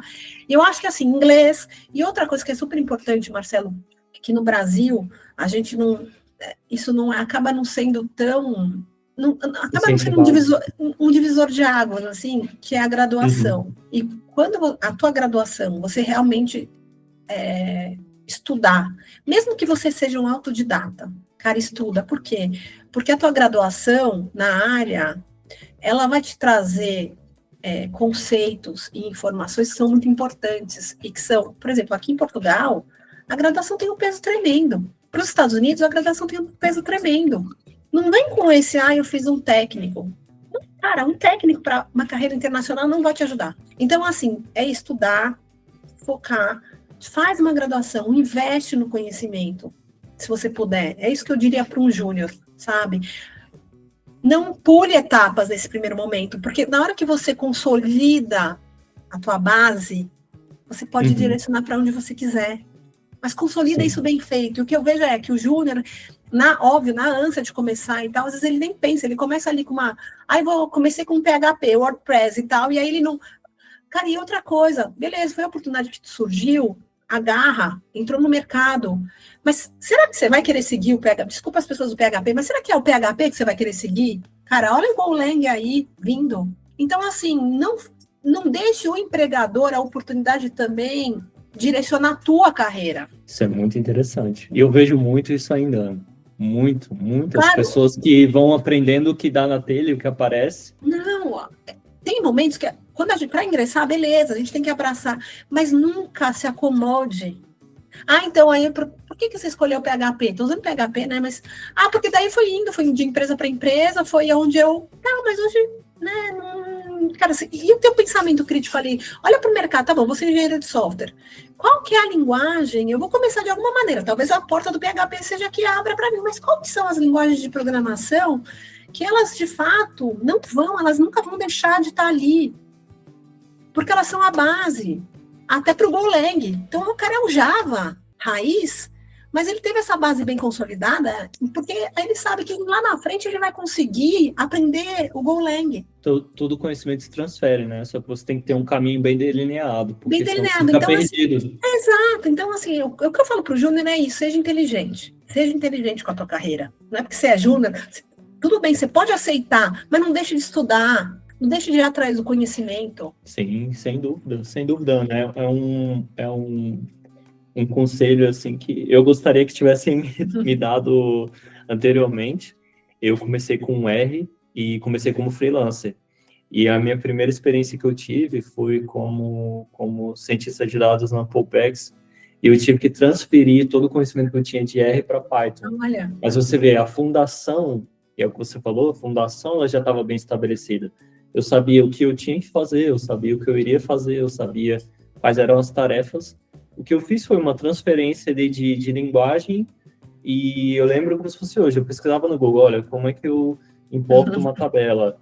Porque o script vai ser o mesmo, as suas tarefas vão ser as mesmas, mas você consegue transferir isso, e eu só consegui transferir isso porque eu me consolidei como cientista de dados. Então eu sabia criar modelos, eu sabia analisar dados, porque a gente também tem que ter competências de análise de dados, E eu só consegui fazer isso porque eu tive um foco. E o que eu vejo hoje, eu entendo 100% isso que você está falando, porque eu vejo hoje pessoas me procurando também, falando, Marcelo, será que eu aprendo Java? Será que eu aprendo Python? E aí, beleza, a pessoa aprende um pouco ali, tá 2 meses, daí aparece algum projeto em Python, ele muda para Python. Depois ele volta para outro. Hoje, eu acho que isso também vem, Ana, da facilidade que a gente tem o acesso à informação, né? Hoje tudo é muito disponível, hoje você faz um curso online. Então, as pessoas, elas ficam muito mais tentadas a falar, não, eu vou aprender Data Science, vou virar um Data Scientist em 6 meses. Beleza, você termina o curso. Ah, eu tenho um emprego. Ah, eu não tenho emprego, tá tão difícil. Acho que eu vou aprender engenharia de dados. Cara, tipo, tenha um foco e siga naquilo, né? Eu acho que é um conselho extremamente valioso aí que você está dando para todos os nossos ouvintes. Ana, queria te fazer uma pergunta polêmica aqui agora, com relação ao mercado português. Você, obviamente, não precisa mencionar nem entrar em detalhes, mas você já viu, na sua experiência, em um processo seletivo, algum brasileiro ser prejudicado em um processo seletivo pela nacionalidade? Não, nunca presenciei. Até porque, os brasileiros, por uma questão da flexibilidade, serem profissionais que trazem já uma autonomia, por conta do que foi exigido no Brasil. Sim. Culturalmente, a gente, né, assim, o brasileiro, todo brasileiro, ele é empreendedor, por mais que ele não empreenda, né, Marcelo? Mas ele tem um pouco de visão de dono, assim, sabe? Por conta da própria cultura, enfim. Então, isso são características muito bem vistas aqui em Portugal, e não só Portugal, mas quem consome o serviço dos brasileiros, somente na hora de tecnologia, também que são, de novo, muito adaptáveis, né? Eu nunca vi um problema nesse sentido, mas eu já vi questões de xenofobia, obviamente veladas, de brincadeirinhas, do modo, às vezes, de pensar, de ser do brasileiro, porque a gente tem esse molho, né, que ninguém tem, né, a gente tem essa jogada, essa coisa do brasileiro. Já vi e me incomodou. Agora, né, assim, se é algo escancarado e tal, nunca presenciei. Isso não quer dizer que não aconteça, mas eu acho que, assim, de novo, o brasileiro, assim, ele é um recurso realmente muito valorizado. Nós somos valorizados. O brasileiro, quando ele é bom, quando ele é competente, qualificado, ele é muito bom, mesmo. Então, mas assim, eu já vi, por exemplo, uma comparação com angolanos. Então, assim, não. Comparação no brasileiro com angolanos, não. A Angola não forma bons profissionais. Não é não é onde a gente vai buscar. Né? Não é um bom celeiro. Então, se tiver na concorrência ali, com certeza o brasileiro está anos-luz. O indiano, por exemplo. Então, assim, entre um brasileiro e um indiano, o indiano tem a mais-valia do inglês, mesmo que falado de um jeito difícil de entender, mas o brasileiro, em termos de soft skills, ele é muito melhor qualificado. Claro, Marcelo, estou assim, não, porque eu não posso ser, estou generalizando mesmo, olhando para quem contrata, que está na outra mesa e sabe que se você tiver 2 recursos ali que estão tecnicamente muito bons, com inglês muito bons, o brasileiro é um recurso que ele vai ser visto, né, com melhores olhos. Agora, você tem um recurso português, você está em Portugal, e um brasileiro, se eles são bons tecnicamente, eles estão compatíveis em salário, que é muito difícil, com certeza o português leva. Por quê? Porque o português teve a formação aqui, de novo, não estou dizendo, porque Portugal... Gente, se teve a formação aqui, se é português, está mais do que acostumado a todas as práticas, enfim, então eles estão na zona de conforto deles. Pensa, né? Se eu sou uma empresa brasileira, eu sou brasileira, tenho uma empresa no Brasil, se eu tenho um profissional muito bom brasileiro e um muito bom português, angolano e tal, eu vou querer contratar o brasileiro porque eu sei que ele vai se adaptar muito melhor na minha cultura.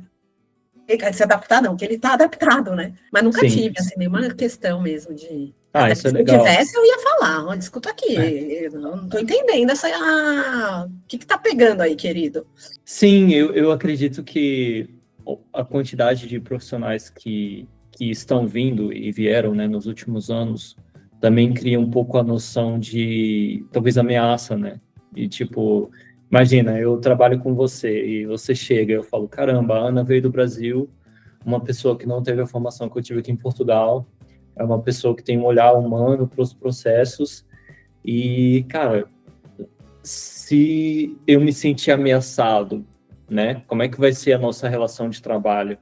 Será que eu não vou começar, talvez, torcer um pouco o nariz para você? E muitas vezes isso vem muito mais da pessoa, né? Da experiência que ela tem, do que da própria realidade, né? Porque, na realidade, é o que eu sempre falo, a gente aprende uns com os outros. Eu tenho muitos amigos portugueses, eu já tive chefes excelentes daqui, e acho que a gente tem que se unir. Essa é o que eu sempre falo, até para vários recrutadores. Quando a gente trabalha em equipe, a gente tem a oportunidade de aprender uns com os outros. Se não é para ter essa mais-valia, então eu trabalho sozinho e fico sozinho, né? Basicamente. Mas eu acho que eu sinto que a gente é muito dentro desse contexto de tecnologia e tal, mesmo os meus colegas, amigos mesmo, nossa, foram sempre muito bem recebidos nas equipas, né, como eles falam aqui, e nunca vieram assim com questões, sabe? Pelo menos, não quer dizer que não tem, às vezes tem velado no grupinho deles ali e tal. Mas assim, eu acho que a gente está bem inserido. Quando o profissional é qualificado, né, Marcelo, é de outro jeito que se lida, né? Eu acho que tem essa diferença, querendo ou não, né? Então, por isso que a qualificação é importante, para que a gente possa vir, sabe, com confiança, sabendo onde a gente vai atuar e como, e agregar valor, sabe? Então, sim. E aí é de igual para igual, não tem diferença. Às vezes, né, eles podem ser bons em determinados competências, soft skills, a gente em outras, como você falou, se complementa. Eu acho que é um win-win sempre, quando essa engrenagem está girando de uma forma favorável. E eu acho que dá muito bom isso, não acho ruim. Eu, por exemplo, quando eu cheguei, eu era a única recrutadora brasileira, né? E assim, eu fui muito bem recebida, por mais que pudesse ter uma resistência ali no primeiro momento, enfim, eu fui muito bem recebida.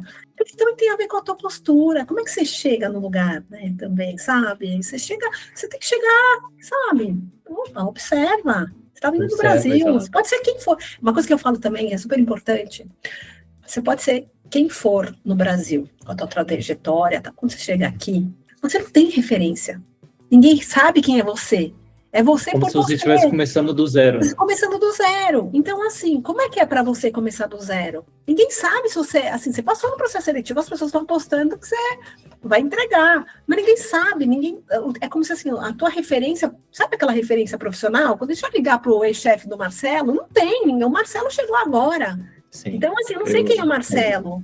Então, a gente tem que chegar observando, dar o direito das pessoas também nos observarem, aprender as regras sociais, sabe? Eu falo para minha filha, observa. Antes de falar qualquer coisa, observe. Isso é muito importante. Observe onde você está. Leia a sala, né? Leia, porque tem muita coisa que não vai ser dito, vai ser observado. E aí, quando você tem isso, você consegue se colocar de uma maneira que é muito difícil você sofrer qualquer tipo de preconceito. Não estou dizendo que é garantia, mas é mais difícil. Porque você chega de uma maneira... E outra, Marcelo, você chega de uma maneira respeitosa. Respeitosa. Então, assim, eu vejo muitos relatos, eu não estou dizendo que... Não estou aqui, pelo amor de Deus, que eu acho que tem mesmo. Mas, assim, toda história, de novo, tem a vítima, claro. Toda história tem dois lados. Dizem que tem 3, né? Mas, assim, antes de sair apontando o dedo, porque o português é preconceituoso, tem xenofobia, não sei o quê. Calma, vamos entender. Claro que tem. Eu sou de São Paulo. Quer povo mais xenofóbico do que o paulistano raiz? Cara, eu tô rindo, mas é triste. É triste. Vem o cara do interior da Bahia. Pode ser do interior de Ribeirão Preto, por exemplo. De Ribeirão Preto, aí caipira. Vai lá na Faria Lima, dependendo de quem você vai ver se você vai ser bem tratado. Desculpa, eu falava isso. Quem sou eu para dizer mal dos portugueses? É só olhar para dar onde eu vim, Sim. da bolha paulistana. E essa vivência já te trouxe uma bagagem para você poder lidar com esse tema aqui de outra forma, né? Uhum. Muitas vezes as pessoas, dependendo do estado onde vivem no Brasil, não têm essa experiência do preconceito, né? Eu tive uma experiência, imagina, eu nasci em Brasília, mas fui criado no Rio. E antes de voltar para Brasília, eu passei um ano em Juiz de Fora. Então, assim, gostei muito das amizades que eu fiz lá, mas foi pelo menos uns 6 meses o pessoal caçoando do meu sotaque, que você puxa o S, que você não puxa o R, e assim, eu tive que aceitar e me render àquela estrutura que não era minha, mas era uma estrutura que eu estava vivendo lá, inserido. Então eu passei a não levar aquilo para o lado pessoal, brincava de volta. Então eu acho que quando a gente tem essa maturidade, a gente consegue lidar com as coisas de uma forma mais leve, não é? E Ana, você falou de uma palavra que não tem como tocar nesse tema, ainda mais como uma recrutadora experiente, que é a questão da qualificação, né? Portugal criou aí uma polêmica com a questão do visto para o profissional altamente qualificado, e a gente até hoje, infelizmente, ainda não tem essa lista. E eu queria saber de você, assim, enquanto recrutadora, que diferenças que você vê no mercado tech, por exemplo, para o mercado da construção civil? Porque eu conversei até sobre isso com o Thiago, e ele disse que uma pessoa da construção civil poderia estar dentro do critério de qualificado, não é? Que eu acho perfeitamente válido. Então, você como recrutador, o que você pensa sobre esse tema e o que você enxerga como diferenças e semelhanças entre esses dois mercados aí que são tão diferentes, né? Vamos dizer assim, a uma primeira vista. Então, a gente tem que entender, primeiro, de que profissionais qualificados a gente está falando. Se a gente fala de construção civil, você está falando de quem? Do engenheiro? Ou você está falando da pessoa que vai estar ali trabalhando na obra mesmo? Sabe? A pessoa que está ali mesmo, o pedreiro, enfim. Então, primeiro isso, assim, sabe? Porque o pedreiro, ele não tem que ter uma graduação. Se ele tivesse uma graduação, ele provavelmente não seria pedreiro, correto? Então, o que a gente está falando primeiro? Então, assim, quando a gente fala de mão de obra qualificada, a gente, pelo menos o critério que eu entendo, é aquela pessoa que realmente vai exercer uma profissão que ele precisa de uma graduação, ele precisa de uma experiência, né, ele tem que vir com uma bagagem que o diferencia, porque ele investiu na educação dele, ele investiu no processo dele de qualificação que permite ele estar galgando, né, se candidatando a uma oportunidade. Então, quando eu trazia profissionais com visto, eles tinham, para eles serem inseridos dentro desse qualificados, eles tinham que ter uma graduação no Brasil, para eles entrarem com o visto, né? Não estou falando nem de se eles tinham a competência técnica para exercer aquele cargo, estou dizendo de qualificação. Então, eles tinham, por lei, que serem graduados, então 5 anos ali de graduação. Se eles não tivessem a experiência, era o que a empresa pedia, mas eles tinham que ter a graduação na área, ou correlacionada. Se eles não tivessem a graduação, eles tinham que ter um mínimo comprovado de 5 anos de experiência na função, para eles terem o direito a entrarem no país com visto de profissionais qualificados. Então, esse é um ponto, isso diferencia. O profissional que é um facility, por exemplo, que vai trabalhar na engenharia civil, mas como pedreiro, né, como ajudante de pedreiro e tal, ele não tem que ter essa qualificação. Então, os critérios são outros, que não vão se aplicar ao engenheiro civil, entendeu? Sim. Então, assim, é isso que eu percebo.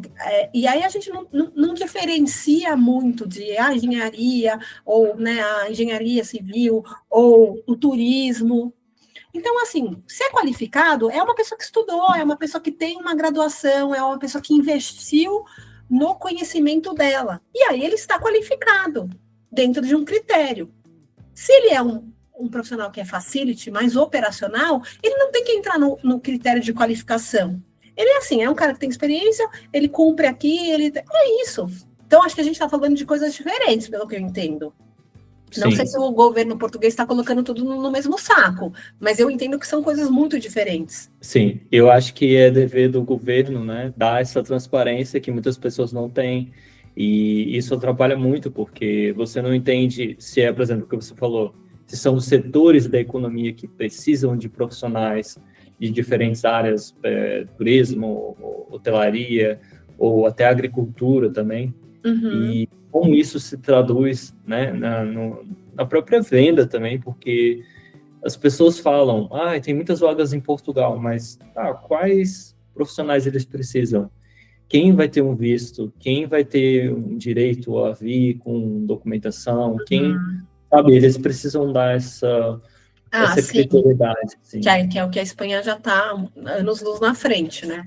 Mas eu acho que sim, eu acho que eles não têm essa clareza ainda, não sei exatamente, eu não estou por dentro, né, como o Thiago é, né, especialista, mas eu acho que eles não têm essa clareza. Obviamente que a gente tem setores da economia que são aquecidos, turismo, para além da de tecnologia, né? Então, turismo, engenharia civil, que aí o turismo entra em hotelaria também. O que mais que eu vi? Hospitais também A precisam área de bastante. saúde, né? Apesar de que isso Saúde. não é, eu não, mas sim, educação, mas isso não é, eles não trazem ainda como ponto crítico, pelo menos assim. Se você vai pesquisar, eles falam mais de engenharia civil, turismo e tecnologia.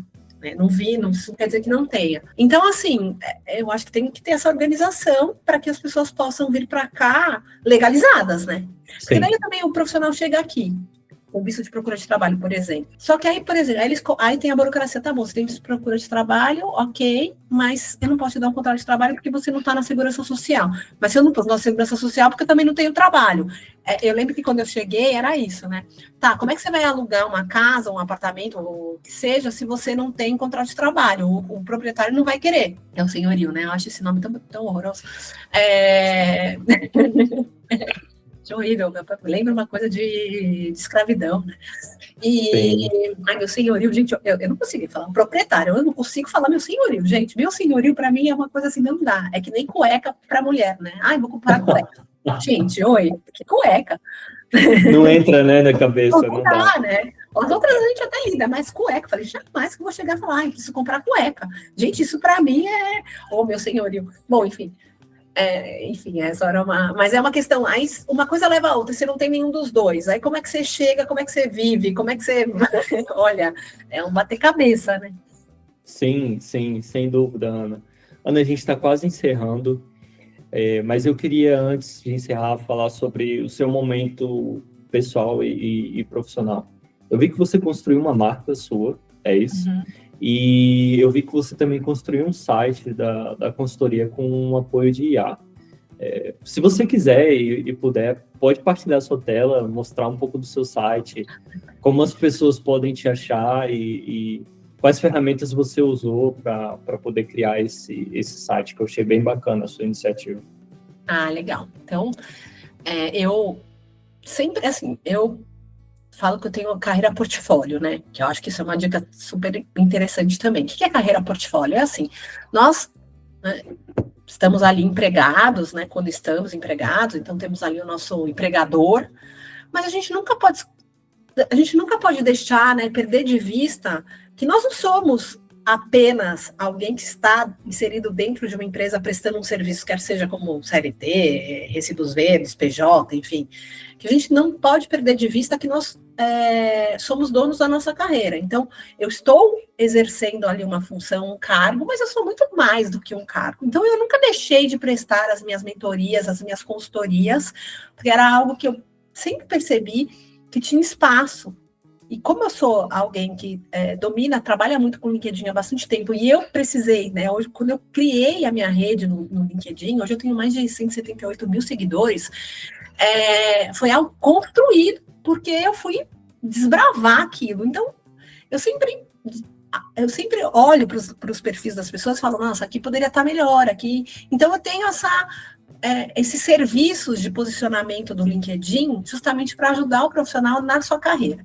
Então, eu nunca deixei de fazer isso, Marcelo. Só que agora que eu estou numa fase mais empreendedora, eu amo fazer isso. E eu amo trabalhar para mim mesma.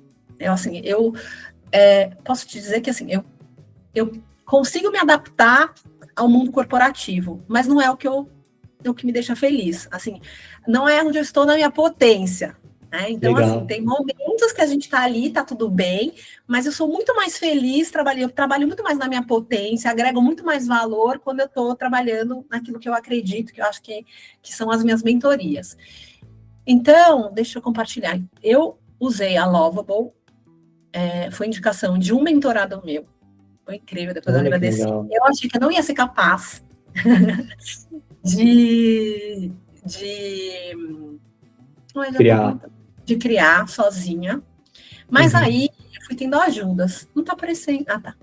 Então eu fui tendo ajudas para chegar nesse lugar aqui da Lovable e criar essa página, minha landing page.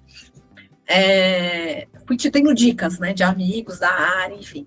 Então aqui eu ofereço 3 serviços que eu já trabalhava. A minha marca ACB, ela já existia, então quando eu estava ali no Brasil, antes de ir para Portugal, mas obviamente que eu deixei ela adormecida, porque naquele momento, de novo, né, não dava para eu trazer isso, já que eu estava trabalhando para empresas, enfim, poderia dar uma certa confusão. Então, e aí eu falei, bom, agora eu vou investir, e aí eu tenho 3 tipos de mentorias que eu ofereço, mentorias para brasileiros que estão ou chegando em Portugal ou que querem vir para cá, a mentoria estratégica no LinkedIn, que são para profissionais que estão olhando para o lado, querendo fazer uma mudança, ou já estão nesse processo de querer mudar e não estão conseguindo furar a bolha do processo seletivo, enfim, então ajudar esse profissional a se posicionar melhor através do LinkedIn, currículo, entrevistas.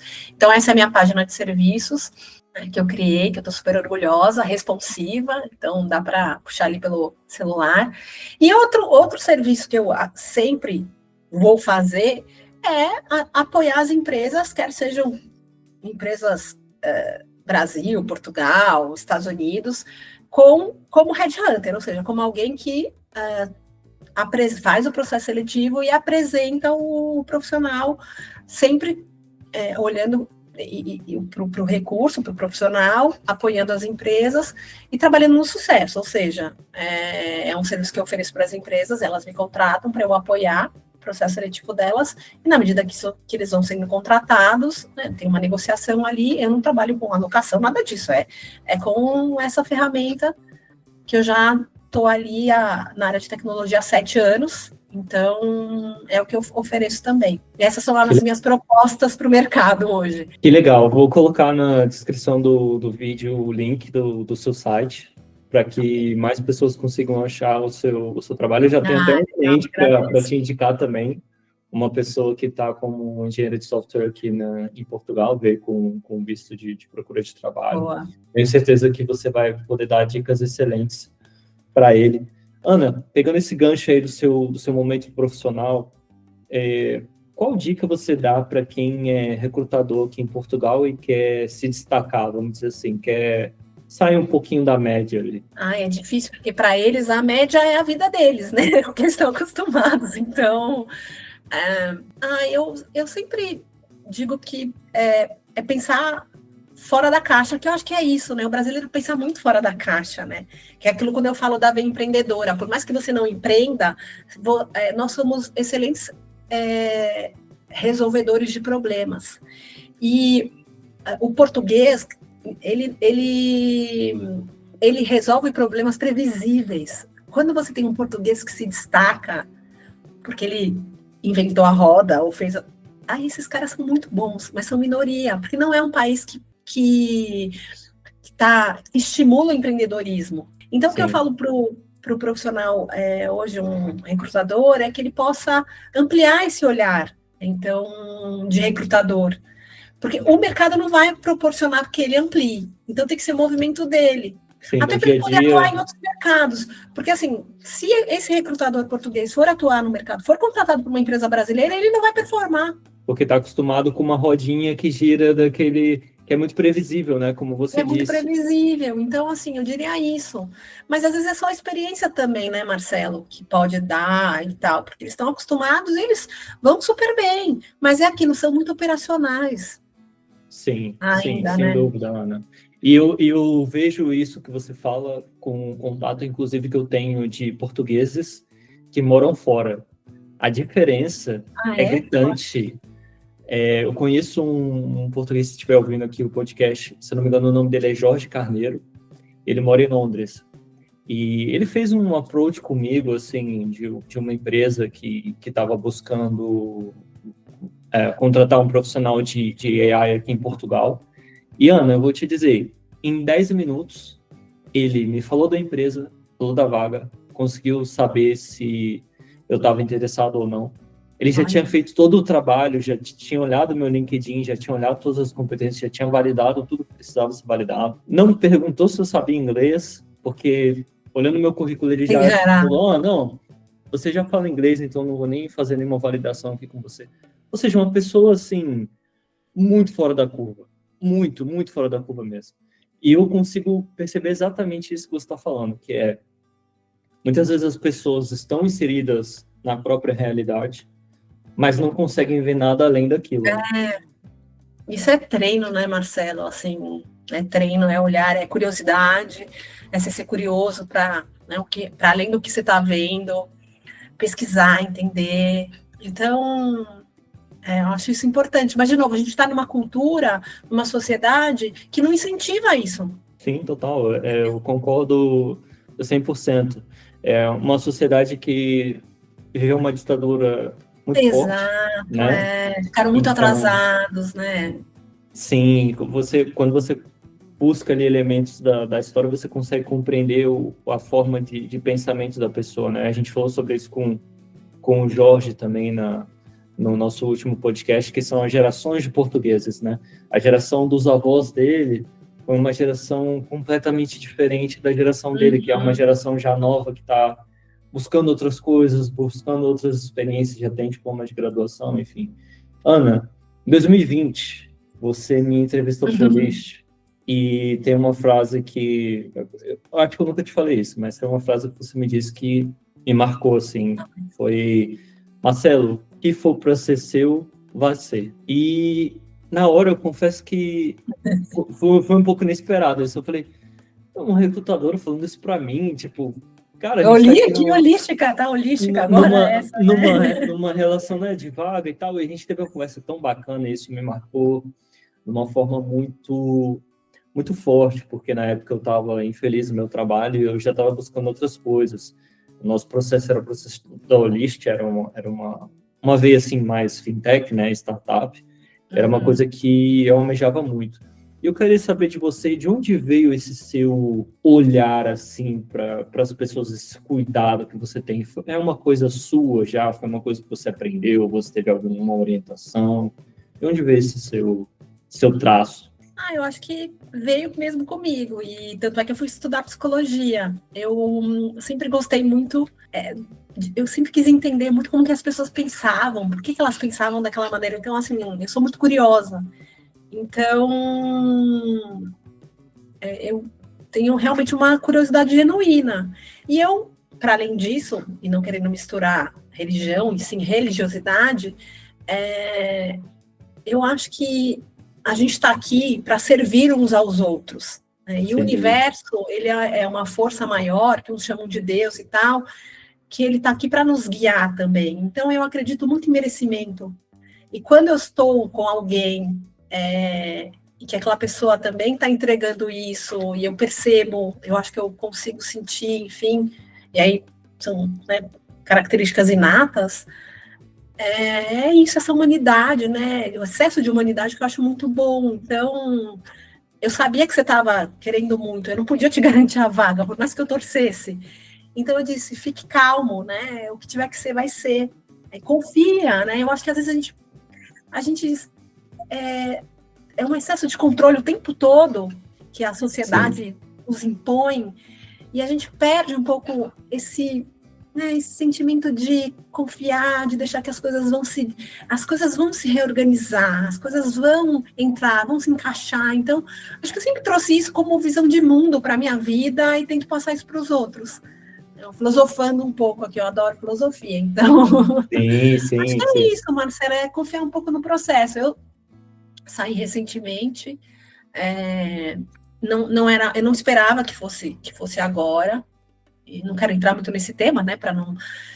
mas eu não estava bem, não estava mais feliz ali, as coisas não estavam, né, acontecendo da maneira como eu gostaria, enfim, estava esbarrando em algumas questões muito, né, complicadas ali para mim. Mas aí eu respirei fundo e aí eu disse assim, eu não estou feliz, mas eu não vou ter coragem de pedir demissão. Me ajuda. Não foi uma oração nem nada, foi uma conversa. E naquele mesmo dia eu senti uma coisa tão boa, um calor, uma coisa assim do tipo, confia, sabe? E aí naquele dia eu, né, sofri a demissão e eu disse, eu estou aliviada. E eu confio mesmo que coisas muito melhores vão vir para mim. E eu estou nesse processo, Marcelo, estou nesse processo. Né? E eu acho que é isso que a gente tem que ter também, confiar que tem algo para além do que a gente controla, que quando a gente está verdadeiro e está emanando, vai nos guiar e vai nos abrir, só que a gente tem que estar olhando e acreditando nisso. Né? Então é um pouco filosofando aqui para terminar a conversa muito boa, né? Que não é uma conversa, não foi uma conversa comercial, às vezes as pessoas podem, né, até entrar nos temas, mas essa sou eu. E que bom que você me deu esse espaço para mostrar um pouquinho desse meu lado, que não é algo que é comum também, né? As pessoas querem mais saber do quanto a gente vai ser efetivo e tudo mais, mas essa é um pouco da essência da Ana Carolina. Sim, Ana, olha, prazer imenso ter você aqui conosco, de verdade, eu fico muito feliz.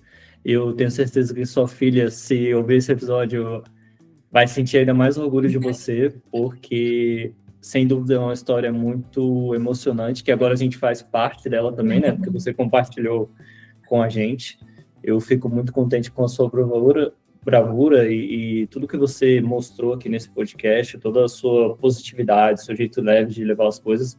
E hoje sou eu que te digo, Ana, o que você quiser vai ser, o que você quiser já é seu. Eu tenho certeza que você vai ter muito sucesso com a sua página nova.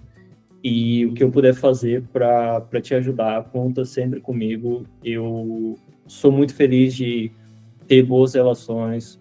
Eu busco sempre ter boas relações com as pessoas que eu conheço. E vamos continuar conversando. Quero muito que você tenha sucesso em tudo que você fizer. A gente vai passar esse podcast e com certeza muitas pessoas vão conhecer o seu trabalho. E a gente ainda vai colher muitos frutos dessa conversa e de possíveis parcerias também que possam vir aí pela frente. Ana, Marcelo, nada é por acaso, obrigado. Né? Nada é por acaso. Esse reencontro logo agora, fortuito, eu agradeço muito, foi uma delícia a conversa mesmo. Você me deu um espaço assim para falar um pouquinho de assuntos que não são comuns, então eu agradeço. Que bom que você me procurou, que bom que você me achou agora. Eu te achei da primeira vez, agora você me achou. E com certeza coisas boas virão, e com certeza a gente vai ainda fomentar negócios juntos, com certeza, tá bom? Com certeza, Ana. Estamos juntos sempre. Sucesso. Um excelente 2026 para você e para sua filha também, que ela, ao final de um ano, aí, tome a melhor decisão para a vida dela e para a vida de vocês também. Tá Ana, bom. Obrigada. Muito obrigado. Até o próximo episódio. Até.